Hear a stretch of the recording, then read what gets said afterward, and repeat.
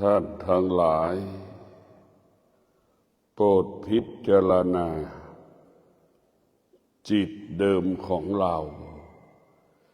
จิตที่แท้จริงของเรามันเป็นเช่นไรท่านทั้งหลายพิจารณาดูจิตทารกแรกเกิดเป็นสภาพแบบไหนทารกแรกเกิดมันรู้ไหมว่าสุขมันรู้ไหมว่าทุกข์มันรู้ไหมว่าบริสุทธิ์มันรู้ไหมว่าไม่บริสุทธิ์ท่านทั้งหลายพิจารณาอย่างละเอียดจิตเดิมของเรามันก็เหมือนจิตทารกแรกเกิดจิตที่สะอาดหมดจดบริสุทธิ์มันก็เหมือนจิตทารกแรกเกิดท่านทั้งหลายใช้สติปัญญาพิจารณาจิตทารกแรกเกิดแม่มันก็ไม่รู้พ่อมันก็ไม่รู้มันเป็นจิตที่บริสุทธิ์ปราศจากเวทนาไม่มีความรู้สึกใดๆความรู้สึกใดๆยังไม่เกิดท่านทั้งหลายจิตดั้งเดิมของเรามันเป็นผู้ไม่รู้เหมือนทารกแรกเกิดถ้าทารกแรกเกิด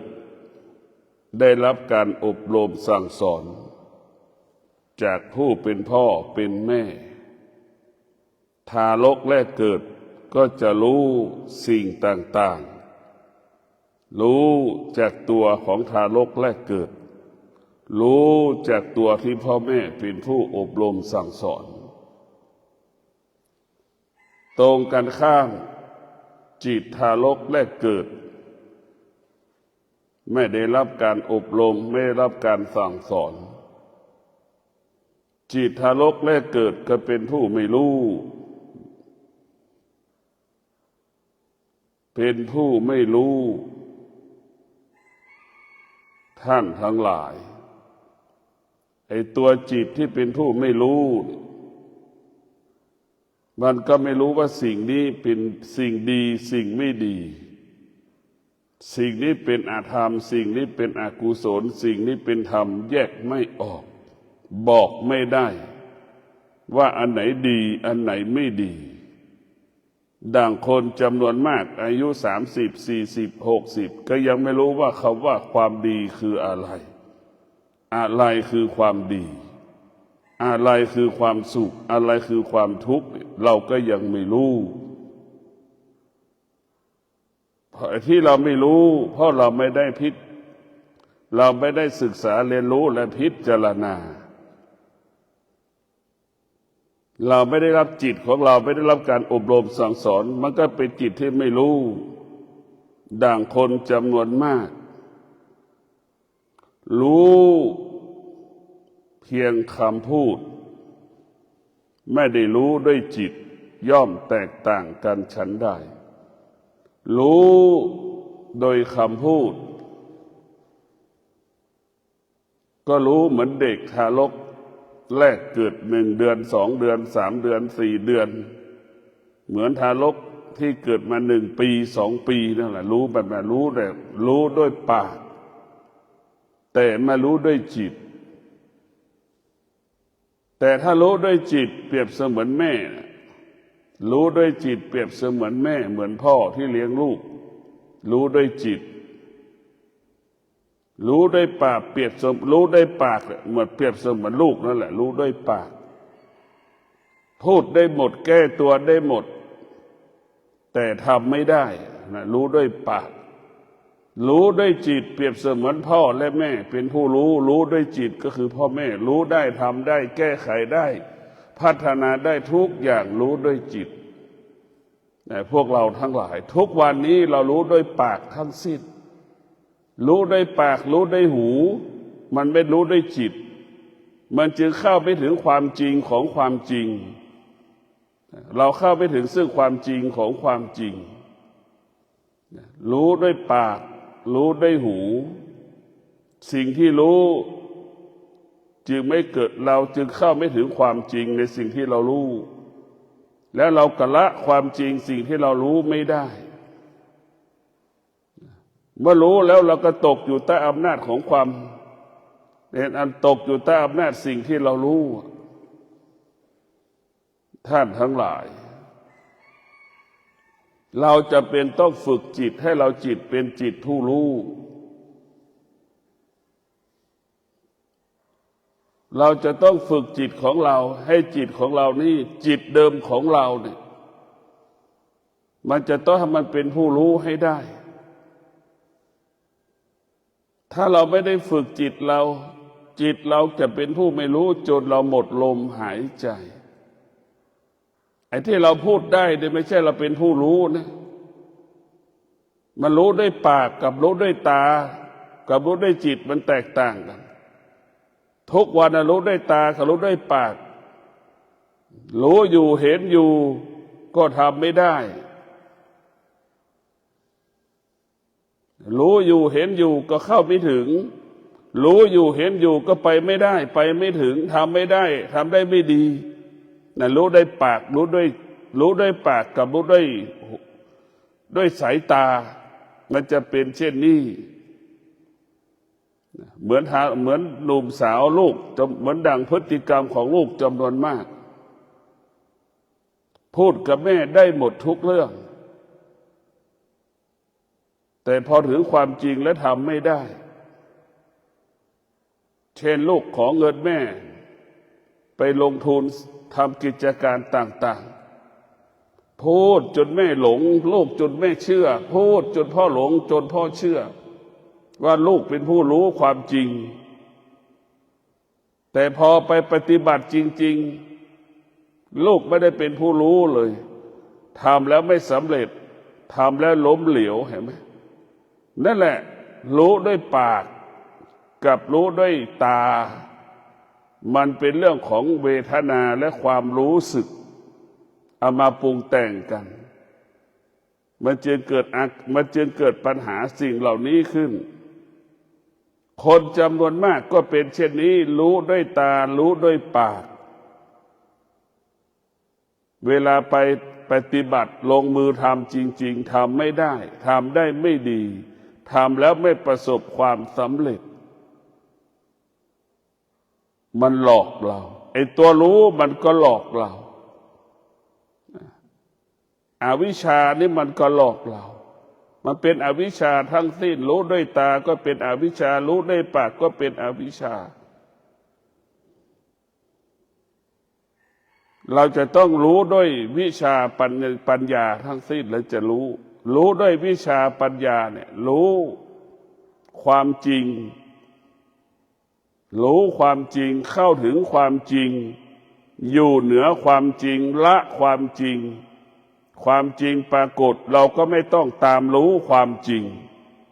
รู้ด้วยวิชาปัญญารู้ด้วยวิชาปัญญาเนี่ยเป็นรู้สิ่งที่มีค่าเป็นสิ่งที่มีความหมายรู้แล้วเบารู้แล้วสบายรู้ด้วยวิชาปัญญามันเป็นของเบา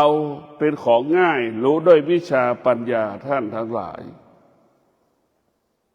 จิตเดิมของเราถ้าเรามองปัจจุบันนี้มันเป็นจิตทารกแรกเกิดเป็นจิตเดิมของเราสุขไม่รู้ทุกข์ไม่รู้ไม่มีสุขไม่มีทุกข์สุขก็ไม่มีทุกข์ก็ไม่มีในทารกแรกเกิดไม่มีสุขไม่มีทุกข์ในทารกแรกเกิดไม่มีพ่อไม่มีแม่ในจิตทารกแรกเกิดมีแต่คำว่าว่างมีแต่คำว่าว่างจิตพระอรหันต์ทั้งหลายคงไม่แตกต่างจากจิตทารกแรกเกิดไม่เปื้อนสิ่งใดๆไม่มีสิ่งใดที่จะเข้ามาเปื้อนได้ กายของพระอรหันต์ก็หมดจดผ่องหมดจดบริสุทธิ์เหมือนกายทารกแรกเกิดยังไม่มีสิ่งใดที่มาเปื้อนกายของทารกแรกเกิดได้ไอการภาวนาของเราเนี่ยเพื่อจะปลดเปลื้องสิ่งที่เรารู้ตั้งแต่เราเกิดออกไปจากจิตเราจะระงับยุติความรู้สึกสารพัดความรู้สึกให้มันหมดสิ้นไปจากกายจากจิตเราและการปฏิบัติธรรมเราจะระงับความคิดความรู้สึกสุขก็ดีทุกข์ก็ดีโลภโกรธหลงก็ดีให้หมดไปจากกายจากจิตให้จิตเราเหมือนจิตทารกแรกเกิดการปฏิบัติธรรมของเรากายของเราก็เหมือนกายทารกแรกเกิดไม่ต้องมีเสื้อผ้าสักผืนติดตัวมาเราจะปลดเปลื้องสิ่งที่เราสะสมตั้งแต่เราเกิดมาจนถึงเวลานี้ขนาดนี้เราจะปลดเปลื้องสิ่งที่เราสะสมออกไปให้หมดให้มันให้มันเหมือนทารกแรกเกิดไม่มีเสื้อผ้าติดตัวนะเราจะต้องเป็นเช่นนั้นนะการจะเข้าถึงธรรมการจะบรรลุธรรมการจะเข้าสู่เส้นทางแห่งโลกุตระก็เป็นเช่นดังจิตทารกแรกเกิดดังกายทารกแรกเกิดทารกแรกเกิดมันไม่รู้แต่จิตของผู้ที่บรรลุธรรมเป็นผู้รู้แต่ไม่จิตของผู้บรรลุธรรมรู้แต่อยู่เหนือสิ่งที่เรารู้แต่สงบไม่เรารู้แล้วเราสงบนิ่งเราไม่ตอบสนองไม่สะเทือนและไม่หวั่นไหวในสิ่งที่เรารู้แต่ทารกและเกิดมันเป็นคนไม่รู้เป็นผู้ไม่รู้เห็นไหมเป็นผู้ไม่รู้กับพระอรหันต์เป็นผู้รู้อย่างพระอรหันต์รู้อย่างสงบนิ่งเหมือนทารกแรกเกิดนั่นแหละรู้ไม่มีสุขไม่มีทุกข์ร้อนไม่มีหนาวไม่มีเย็นไม่มีรู้แบบนั้นเพราะฉะนั้นพวกเราทั้งหลายการเกิดมาของมนุษย์เราต้องพิจารณาว่าจิตแท้ของเรามันก็บริสุทธิ์กายแท้ของเราก็บริสุทธิ์จิตเดิมของเราก็สะอาดกายเดิมของเราก็สะอาดเหมือนกายทารกแรกเกิดเหมือนจิตทารกแรกเกิดนั่นแหละจิตแท้ของเรามันก็ไม่มีสุขไม่มีทุกข์แล้วมันก็ไม่รู้จักคำว่าสุขคำว่าทุกข์พวกเราต้องพิจารณาทำไมสุขมันถึงเกิดทำไมทุกข์มันถึงเกิดก็เพราะเราเกิดมาแล้วเราไม่ได้ฝึกฝนจิตเราตกอยู่ใต้อำนาจเวทนาจิตเราอยู่ใต้อำนาจเวทนาจิตเราตกอยู่ใต้อำนาจของความรู้สึกความรู้สึกไปจับมันก็บอกว่าทุกข์ความรู้สึกไปถูกต้องก็บอกว่าสุขความรู้สึกไปถูกต้องก็บอกว่ามันทุกข์ความรู้สึกไปถูกต้องไม่ชอบใจก็บอกว่าทุกข์ชอบใจก็บอกว่าสุขเวทนาจึงเป็นเหตุให้เกิดคำว่าความสุขเวทนาก็เกิดเป็นเหตุให้เกิดคำว่าความทุกข์ถ้าเวทนาไปอาศัยรูปของเราขันธ์ทั้งห้านั่นแหละรูปเวทนาสัญญาสังขารวิญญาณนั่นแหละมันจึงก่อให้เกิดความสุขความทุกข์ขันธ์ทั้งห้าได้ทำให้เกิดตัณหาราคะอีกพวกเราทั้งหลายรูปก็เป็นเหตุให้เกิดราคะเวทนาก็เป็นเหตุให้เกิดราคะสัญญาก็ให้เกิดราคะทั้งสิ้นเรียกว่าขันธ์ทั้งห้าก็เป็นเหตุให้เกิดคำว่าตัณหาราคะความอยากพวกเราทั้งหลายเราโปรดพินิจพิจารณาเราเกิดมาแล้วเราจะต้องรักษาจิตของเราการรักษาจิตก็คือการรักษากายเมื่อเรารักษาจิตแล้วจิตเป็นผู้รู้เหมือนคนขับรถจิตเป็นผู้รู้เหมือนคนขับรถเป็นนั่นแหละมันจะขับรถเป็น รถนั้นก็ไม่เสื่อมก่อนเวลากำหนดไม่ชำรุดก่อนเวลากำหนดร่างกายเราก็เป็นเช่นนั้นถ้าจิตเราเป็นผู้รู้ร่างกายเราก็ไม่เสื่อมก่อนเวลากำหนดถ้าจิตเราเป็นผู้ไม่รู้ก็เหมือนคนไม่เคยขับรถมันก็ทำให้รถนั้นเกิดความเสื่อมก่อนเวลากำหนดเสียก่อนเวลากำหนดชำรุดก่อนเวลากำหนดเช่นเดียวกับจิตเราเป็นผู้ไม่รู้ก็ทำให้ร่างกายเรานั้นเสื่อมก่อนเวลากำหนดเช่นนั้นในท่านทั้งหลายเราจะต้องฝึกจิตให้จิตเราเป็นจิตผู้รู้เรื่องอะไรรูปเวทนาสัญญาสังขารวิญญาณรู้เรื่องอะไรรู้เรื่องอนิจจังทุกขังอนัตตาเราจะต้องรู้อุปทานสิ่งเหล่านี้เราจะต้องไปไม่ให้เข้าไปยึดติดรูปเวทนาสังขารวิญญาณเราต้องรู้เราจะไม่เข้าไปปรุงแต่งเราไม่เข้าไปยึดติดสิ่งที่เรารู้ทางรูปก็ดีเวทนาก็ดีสังขารวิญญาณก็ดีเราจะไม่เข้าไปยึดติดไม่เข้าไปรู้แต่เรารู้มันเราอยู่เหนือมันรู้มันแต่เราอยู่เหนือมันรู้มันแต่เราไม่ยึดติดมันเราต้องพิจารณาเราจะเห็นได้ว่าจิตดั้งเดิมของเรามันไม่ได้ยึดติดอะไรเหมือนทารกแรกเกิดนะวันนี้คนอุ้ม100 คนมันก็ไม่รู้วันนี้คนอุ้มอีก1,000 คนมันก็ไม่รู้วันนี้อุ้มอีก10,000 คนมันก็ไม่รู้มันไม่รู้ว่าใครเป็นพ่อใครเป็นแม่มันไม่รู้เห็นไหมแต่เป็นผู้ไม่รู้ก็เป็นเช่นนั้นแหละอันนั้นคือผู้ไม่รู้พวกเราทั้งหลายจิตดั้งเดิมของเรามันไม่รู้จะให้ทารกแรกเกิดไปอยู่ตรงนั้นอีก1 ปีไปอยู่ในอีก1 ปีมันก็ยังไม่รู้หรอกใครคือพ่อใครคือแม่มันแค่คุ้นเคยกับคนที่เลี้ยงเฉยๆไปคุ้นเคยกันแต่มันยังไม่รู้แค่คุ้นเคยพวกเราทั้งหลายเช่นเดียวกับจิตเราเนี่ยมันคุ้นเคยกับกิเลสนั่นแหละมันคุ้นเคยกับราคะนั่นแหละมันคุ้นเคยกับตัณหานั่นแหละมันคุ้นเคยกับความอยากนั่นแหละมันคุ้นเคยกับความโลภความโกรธความหลงนั่นแหละคุ้นเคยกับความเกลียดความชังความรักนั่นแหละมันคุ้นเคยกับสิ่งเหล่านี้สิ่งเหล่านี้จึงมีอิทธิพลและมีบทบาทต่อสภาวะจิตของเราการปฏิบัติธรรมของเราเนี่ยเราก็จะมาปลดเปลื้องสิ่งที่เรากล่าวมาทั้งหมดเราจะปลดเปลื้องสิ่งที่เรากล่าวมาทั้งหมดเราจะระงับยุติสิ่งที่เรากล่าวมาทั้งหมดให้มันหมดสิ้นไปจากกายจากจิตของเราพวกเราทั้งหลายชีวิตของเรามันต้องพึ่งพาธรรมะของพระพุทธเจ้า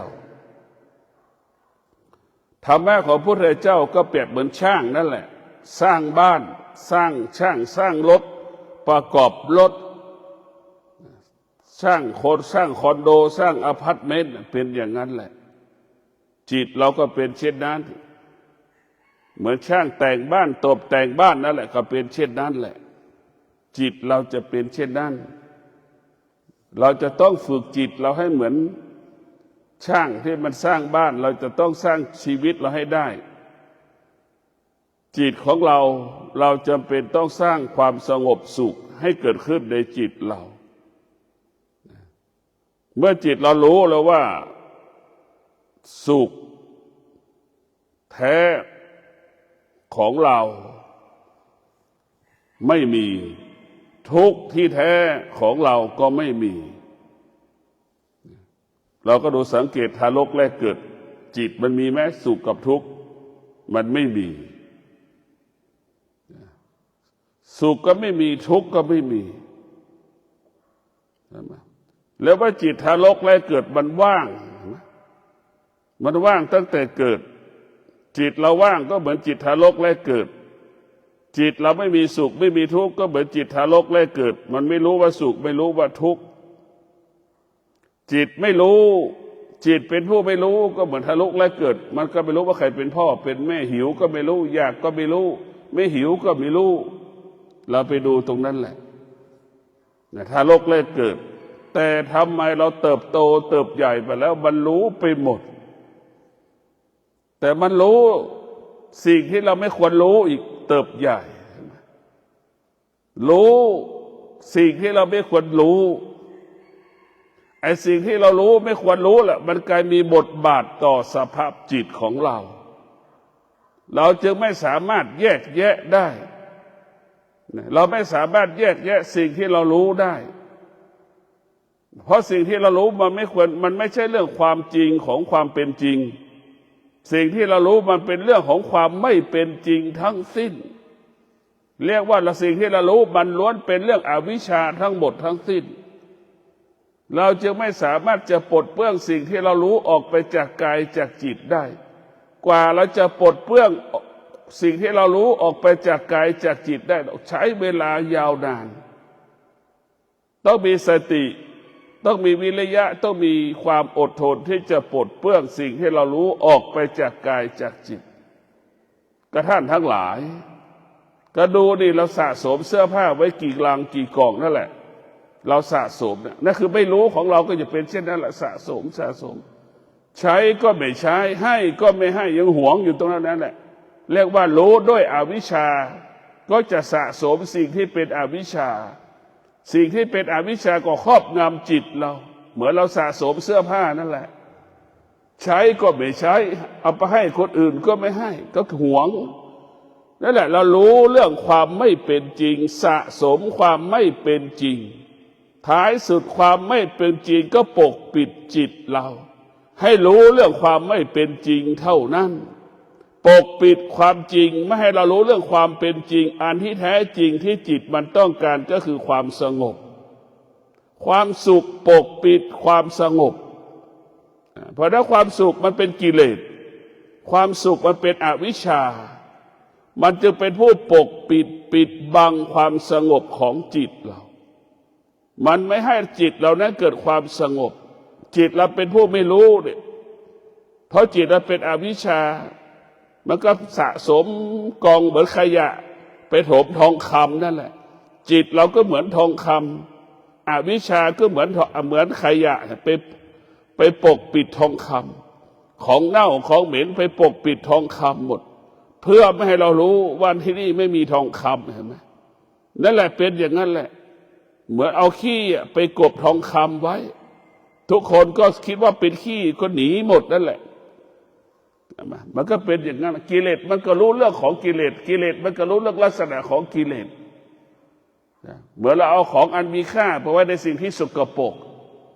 คนที่จะขโมยมันก็ไม่สามารถจะไปขโมยได้เพราะว่าของสิ่งสกปรกเนี่ยมันเป็นสิ่งที่ไม่ดีแม้กระทั่งโจรมันก็รู้ว่าเป็นสิ่งที่ไม่ดีอยู่มันก็ยังรู้อยู่ว่าเป็นสิ่งที่ไม่ดีมันก็ไม่ได้สนใจว่าทองคำจะอยู่ในขี้ไม่มีหรอกทองคำจะอยู่ถังขยะมันไม่มีหรอกอันนี้แหละคืออวิชชาจะเป็นเช่นนั้นท่านทั้งหลายเราจะต้องจำเป็นต้องรู้อวิชชาเนี่ยมันหลอกเราตลอดเวลาเรียกว่าความสุขปกปิดความสงบความสุขปิดบังความสงบความสุขปิดกั้นความสงบความสุขขวางกั้นเพื่อไม่ให้ความสงบมันเกิดเราจะเห็นได้ว่าสุขมันไม่ได้เกิดขึ้นกับชีวิตเราเลยเพราะความสุขที่แท้จริงมันไม่ได้เกิดมันเป็นเพียงแค่ความรู้สึกเหล่านี้มันก็เหมือนกลิ่นดอกไม้ส่งความหอมกลิ่นของดอกไม้จากต้นมันกระทบจมูกรู้สึกเช่นนั้นเรารู้สึกว่ามันหอมแต่เรายังไม่รู้ว่าต้นกลิ่นที่หอมนั้นเป็นดอกชนิดใดเรายังไม่รู้แต่ว่ากลิ่นดอกไม้ที่มันหอมกระทบจมูก เพราะฉะนั้นเราก็รู้สึกว่าสุขก็เป็นเช่นนั้นทุกข์ก็รู้สึกว่าเป็นเช่นนั้นแต่เรายังไม่เคยเห็นทุกข์เหมือนเราไม่เห็นว่าดอกไม้ดอกไหนที่ส่งกลิ่นหอมจากจมูกเรายังไม่เห็นเรายังไม่รู้แต่เรารู้สึกว่าทุกข์รู้สึกว่าสุขเฉยๆแต่เราไม่เคยเห็นสุขเรายังไม่เคยเห็นทุกข์นี่แหละเห็นอยู่ก็ยังไม่รู้รู้อยู่ก็ยังไม่เห็นเนี่ยรู้ด้วยอวิชชาเป็นเช่นนี้รู้ด้วยอวิชชาเป็นเช่นนี้รู้อยู่ก็ยังไม่เห็นเห็นอยู่ก็ยังไม่รู้คนจำนวนมากก็เป็นเช่นนี้พวกเราทั้งหลายเราจะต้องถอนจิตเราออกจากอวิชชาเราจะต้องสร้างจิตเราให้มีอวิชชาให้จิตเรามีวิชาปัญญาทุกวันในดวงจิตเรามีอวิชชามันจึงเห็นแต่สิ่งที่เป็นอกุศลทั้งสิ้นสิ่งที่เป็นอธรรมทั้งสิ้นเพราะฉะนั้นอวิชชาสุขเป็นอวิชชาทุกข์เป็นอวิชชาถ้าเรามีสติมีปัญญาแล้วสุขไม่มีทุกข์ไม่มีเราอยู่เหนือสุขเราอยู่เหนือทุกข์เราจะอยู่กับความสงบเป็นวิชาความสงบเป็นวิชาพวกเราทั้งหลายสงบรู้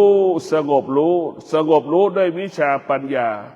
มันจึงสงบรู้แจ้งรู้จริงรู้ความจริง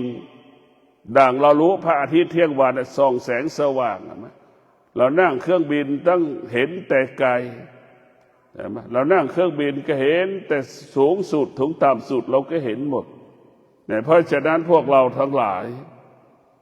เราต้องพิจารณาว่าความสุขไม่ใช่เพิ่งเกิดมันก็เกิดกับชีวิตเราไม่รู้กี่สิบครั้งที่สุดสุขมันก็จากเราไปพอสุขจากเราไปเราก็ร้องไห้เสียใจการร้องไห้เสียใจที่สุขมันจากก็มันก็เป็นเช่นนี้ของมันก็ไม่รู้กี่สิบครั้งอีกมันสุขแล้วมันก็จากขนาดนี้ความสุขมันเกิดเราจะได้หลงความสุขเราจะได้ยึดติดในความสุขคิดถึงความสุขมันเกิดขึ้นมาในอดีตมันก็แปรปรวนเปลี่ยนแปลงแปรสภาพไปตามกาลเวลาเราต้องพิจารณาสุขไม่ใช่เพิ่งสุข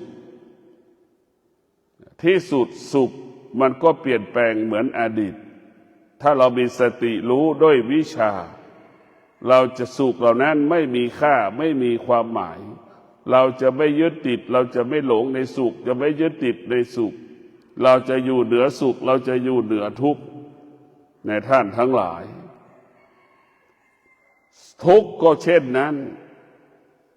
ทุกข์ก็ไม่ใช่เพิ่งทุกข์ก่อนที่มันจะทุกข์มันก็ทุกข์ไปลุกจะกี่สิบครั้งแล้วมันก็แปรปรวนเปลี่ยนแปลงให้เราเข้าใจทั้งหลายสุขก็แปรปรวนเปลี่ยนแปลงทุกข์ก็แปรปรวนเปลี่ยนแปลงสุขมันก็ไม่เที่ยงทุกข์ก็มันก็ไม่เที่ยงขณะที่มันทุกข์เราก็ไม่ควรเข้าไปยึดติดในทุกข์อีกทุกข์กี่สิบครั้งมันก็จากเราไปเห็นไหมให้เราเข้าใจเช่นนี้ทุกกี่สิบครั้งมันก็แปรสภาพไปตามกาลเวลาเมื่อเรารู้ว่าสุขเป็นเช่นนี้ทุกข์เป็นเช่นนี้เราก็ไม่ต้องไปยึดติดในสุขไม่ต้องไปยึดติดในทุกข์เราต้องหาวิธีออกจากทุกข์ให้ได้เรามีสติรู้ออกจากทุกข์เรามีสติรู้ออกจากสุขเรามีสติรู้จะอยู่เหนือทุกข์อยู่เหนือสุขมีสติไม่ต้อนรับสุขกับทุกข์เรามีสติรู้สงบนิ่งรู้สุขทุกข์เรารู้มันแต่เราสงบนิ่งไม่ต้อนรับมันก็สงบไม่ปฏิเสธมันก็สงบนิ่งนั่นคือไม่ต้อนรับและไม่ปฏิเสธเราต้องฝึกจิตให้จิตเราเป็นวิชาจิตมันเป็นวิชาจิตมันจะรู้ความจริงว่าสุขก็มาจากความทุกข์ความทุกข์ก็มาจากความสุขมันก็เปลี่ยนแปลงไปอย่างนี้แหละสุขเกิดขึ้นเหมือนเรากินข้าวอิ่มนั่นแหละพอกินอิ่มเสร็จสักระยะมันก็หิวอีกพอเราหิวอีกกินอีกมันก็กินอีกถ้ามันอิ่มอีกมันก็เป็นเช่นนั้นมันเป็นเช่นนี้นะอันที่แท้จริงความจริงความสุข ก็เกิดจากความทุกข์ความทุกข์ก็เกิดจากความสุขท่านทั้งหลายเราก็มาพิจารณาอีกความสุขเป็นเหตุให้เกิดความทุกข์อีกเห็นไหมความทุกข์ก็เป็นเหตุให้เกิดความสุขอีกมันต่อเนื่องอย่างเดียวกันหมดมันเหมือนกันหมดพวกเราทั้งหลายความสุขมันก็ไม่เที่ยงความทุกข์มันก็ไม่เที่ยงแล้วเราจะอยู่ยังไงล่ะสุขที่ไหนทุกข์ที่ไหนสุขเกิดที่ไหนทุกข์มันก็เกิดขึ้นที่นั่นทุกข์เกิดขึ้นที่ไหนสุขมันก็เกิดขึ้นที่นั่นตามันสุขเมื่อตามันสุขท้ายสุดตามันก็เกิดความทุกข์อีกเหมือนตาอ่านหนังสือน่ะอ่านจนเพลินจนถึงสุดตามันกินถ้าตามันเป็นถ้าตามันเป็นเปรียบเสมือนปากมันกินข้าวมันก็อิ่มพอมันอิ่มแล้วมันก็เกิดความทุกข์อีกแล้วเกิดความทุกข์อีกทุกข์เกิดขึ้นไหนเกิดขึ้นที่ตาสุขเกิดที่ไหนที่หูที่ตาอีกเช่นเดียวกับสุขเกิดขึ้นที่หูนั่นแหละทุกข์ก็เกิดขึ้นที่หูนั่นแหละจมูกก็เช่นเดียวกันเป็นเหตุให้เกิดความทุกข์เป็นเหตุให้เกิดความสุขมันก็เวียนอย่างเงี้ยตาหูจมูกลิ้นกายใจสุขกับทุกข์ก็เวียนไปเวียนมาอยู่ลักษณะนี้ตลอดเวลาสุขทุกข์วกไปวนมาอย่างนี้ตลอดเวลาพวกเราทั้งหลายเราต้องพิจารณาเราประสบแต่ความทุกข์ทุกวันแต่เราไม่เคยพิจารณาว่าจะออกจากทุกข์เราไม่เคยพิจารณาว่าเหตุของความทุกข์เกิดมาจากอะไรสุขเราก็ต้องการให้มันเกิดขึ้นทุกวันเราก็ไม่ได้พิจารณาว่าสุขมันแท้จริงมันเกิดมาจากไหนทุกข์แท้จริงมันเกิดมาจากไหนเพราะฉะนั้นพวกเราทั้งหลายต้องฝึกฝนอบรมจิตของเราให้จิตหากจิตเราเป็นจิตผู้รู้มันก็จะรู้เรื่องความจริง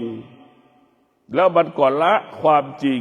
เช่นสุขมันไม่เที่ยงก็เป็นความจริงทุกข์มันไม่เที่ยงก็เป็นความจริงรูปเวทนาสังขารวิญญาณมันก็เป็นความจริงมันไม่เที่ยงมันรู้ทั้งหมดว่าเป็นมันไม่เที่ยงแล้วมันก็สรุปได้ว่าสิ่งที่เรารู้ทางตาหูจมูกลิ้นกายใจมันไม่เที่ยงทั้งสิ้นมันแปรปรวนแปรสภาพไปตามกาลเวลาในท่านทั้งหลายเราต้องพิจารณาชีวิตของเราให้อยู่เหนือความสุขให้อยู่เหนือความทุกข์เราต้องกำจัดสิ่งที่มันรู้ความไม่เป็นจริงเราต้องกำจัดความไม่เป็นจริงออกไปจากกายจากจิตเราเรียกว่าอวิชชาเนี่ยมันเป็นเจ้าของร่างกายเราหมดอวิชชามันเป็นเจ้าของมันเป็นผู้ควบคุมจิตเรานะมันเป็นผู้บงการจิตเราหมดอวิชชาเนี่ยเราจึงเกิดอาการเราจึงเกิดอาการเราจึงสำแดงอาการสุขทุกวันทุกวันไม่มีวันจบสิ้นเนี่ยคือหัวใจที่เป็นอวิชชามันจะเป็นเช่นนี้เมื่อเรามีเวลาปฏิบัติธรรมประพฤติธรรมเราก็จะรู้ว่าสิ่งที่ยิ่งใหญ่เหนือกว่าความสุขเหนือกว่าความทุกข์ก็คือความสงบความสงบนี่มันจะต้องผ่านจากความสุขผ่านจากความทุกข์สุขทุกข์ไม่มีมันจึงเกิดคำว่าความสงบแล้วจากความสุขความทุกข์เบื้องต้นมันแปลสภาพมาเป็นความถ้าเราพัฒนาแล้วพัฒนาจิตเราพัฒนาจิตสุขทุกข์มันไม่มีมันกลายเป็นความสงบไอ้ความสงบเหล่านี้แหละมันจะกลับพัฒนากลายเป็นความสุขสุขของความสงบมันสุขไม่มีตัวตนไม่มีอาคารไม่มีสถานที่จิตสุขก็คือเกิดจากคำว่ามันว่างจิตที่มันว่างมันจึงทำให้เกิดความสุขมันว่างแต่จิตของเรามันว่างได้ระยะหนึ่งมันว่างไม่ได้ระยะยาวนานเพียงแต่มันบอกให้เรารู้ว่าความจริงมีแน่คือความสงบคือความจริงของชีวิต เรานั่งสมาธิไปแล้วเราต้องรู้ว่าความสงบมันมีจริง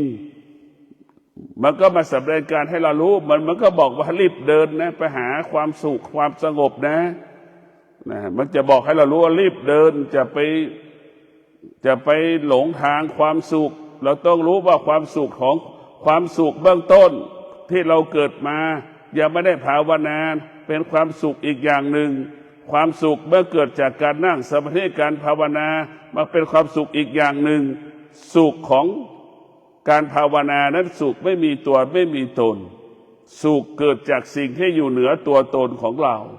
หรือจิตมันว่างนั่นแหละสุขที่แท้จริงเป็นเกิดจากจิตที่มันว่างยิ่งจิตที่มันว่างมันจะทำให้จิตเราสงบจิตสงบก็ทำให้จิตเรามีความสุขเราจะต้องการปฏิบัติธรรมการประพฤติธรรมของเราให้ออกจากความสุขให้ออกจากความทุกข์ออกให้หมดให้สิ้นเราจะเห็นได้ไหมคนใกล้ตายสุขมันก็ไม่รู้เห็นไหมทุกข์มันก็ไม่รู้แล้วเห็นไหมอาการของคนจะตายใกล้จะตาย3 วัน 7 วันอาการเป็นยังไงหลานมันก็ยังไม่รู้ลูกมันก็ยังไม่รู้เห็นไหมนั่นแหละเราจะเห็นอาการเบื้องต้นเราก็เห็นเราทารกแรกเกิดเป็นเช่นไรเบื้องต้นเราเห็นแล้วสุดท้ายของจิตเราเป็นเช่นไรเห็นไหมดังคนใกล้ตายเห็นไหมเหลือ3 วันมันจะตายมันเป็นเช่นไรเราดูสภาพนี่มันก็เหมือนท่อนไม้ท่อนหนึ่งเหมือนใบแห้งท่อนหนึ่งกิ่งไม้แห้งแค่หนึ่งร่างกายของเราชีวิตของเราจะเป็นมีค่าแค่นั้นแหละมันก็เป็นเช่นนั้นแต่เราไปปรุงแต่งไปยึดมั่นถือมั่นเป็นเช่นนั้นเป็นแบบนั้นมันเป็นประเพณีเป็นวัฒนธรรมของมนุษย์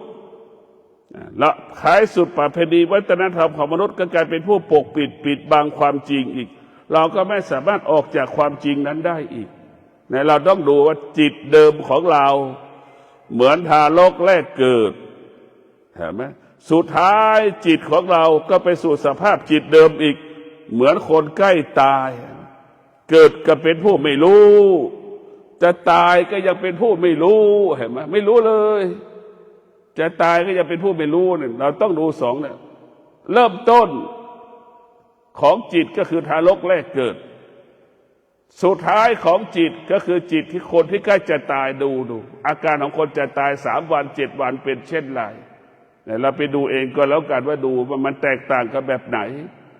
อาการของทารกแรกเกิด7 วัน 1 เดือน 2 เดือนเป็นยังไงอาการคนใกล้ตาย1 เดือน 2 เดือนเป็นยังไงเราก็ดูมันเหมือนกันคือไม่รู้เหมือนกันหมดตัวไม่รู้ทุกข์ก็ไม่รู้สุขก็ไม่รู้คนใกล้ตายเห็นไหมไม่มีเวทนาก็ยังไม่รู้สึกใดๆทั้งสิ้นขอให้ท่านทั้งหลายได้โปรดพิจารณาจิตเดิมของเราจิตแท้ของเรามันก็สะอาดและบริสุทธิ์อีกมิติหนึ่งให้เรามองดูเพราะยังไม่ได้เปื้อนด้วยกิเลสตัณหาราคะดังจิตทารกแรกเกิดจิตเดิมของเราเป็นเช่นนั้นจิตแท้ของเราเป็นเช่นนั้นกายเดิมเราเป็นเช่นนั้นกายแท้เราเป็นเช่นนั้นยังไม่มีสิ่งใดไปยึดติดไปครอบครองที่เราเห็นกายหลังที่เราเกิดมาแล้วนี่แหละอวิชชาไปครอบครองมันหมดอวิชชาไปครอบครองจิตอวิชชาไปครอบครองกายอวิชชาถ้ามีตัวตนก็เหมือนเสื้อผ้าที่เราสะสมคนแต่ละคนมีกี่กล่องมีกี่ลังมีกี่ตู้เสื้อผ้ากางเกงมีกี่ตัวนึกดูกันแล้วกันนั่นแหละเราสะสม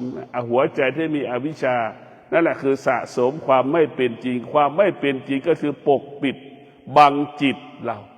ไม่ให้จิตเรารู้เรื่องความจริงปกปิดเราให้รู้เรื่องแต่ความไม่เป็นจริงจนเราตาย